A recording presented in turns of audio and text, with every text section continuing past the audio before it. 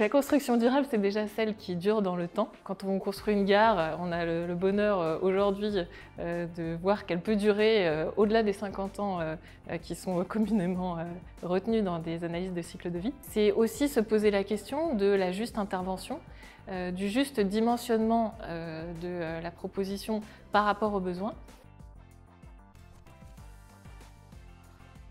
La méthodologie qui a été retenue en France, c'est une analyse de cycle de vie. Une analyse de cycle de vie, c'est une méthode de calcul qui est normalisée. On va calculer tous les impacts d'un bâtiment sur son cycle de vie pendant 50 ans. C'est de penser aussi à la fabrication des matériaux, à leur fin de vie, et puis aussi aux étapes de remplacement des produits, de réhabilitation des bâtiments. Donc l'ensemble du cycle avec le recyclage éventuel, donc l'économie circulaire.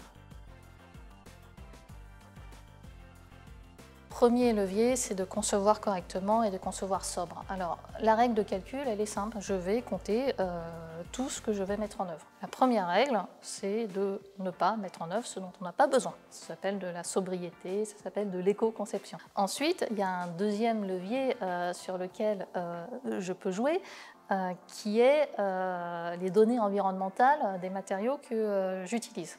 Donc tous les matériaux n'ont pas les mêmes propriétés, ils n'ont pas les mêmes impacts environnementaux. Donc le réemploi est évidemment une solution à fort impact. Il s'agit d'identifier quel est ce gisement et de proposer des réponses adaptées. Mais ça peut être aussi des matériaux traditionnels qu'on redécouvre. La paille, par exemple, c'est un bon isolant. La terre crue, pourquoi pas, pour avoir de l'inertie thermique dans les constructions. Le bois, donc un certain nombre de matériaux biosourcés. On va travailler aussi sur des matériaux qu'on maîtrise et qu'on produit nous-mêmes. Donc en l'occurrence, majoritairement du béton, où on va optimiser nos bétons d'ingénierie pour qu'ils aient la plus faible empreinte carbone possible. Et ça, c'est de la recherche et du développement, où on va en fait arriver à des bétons qui sont dits bas carbone, voire parfois ultra bas carbone. L'intervention sur un bâtiment existant se fait en plusieurs étapes, mais ce qui est essentiel, c'est d'abord de comprendre son ADN pour comprendre qu'est-ce qui est fort, qu'est-ce qu'il faut garder. On garde au maximum de ce qui existe pour ne pas polluer, parce que détruire, c'est une déperdition d'énergie.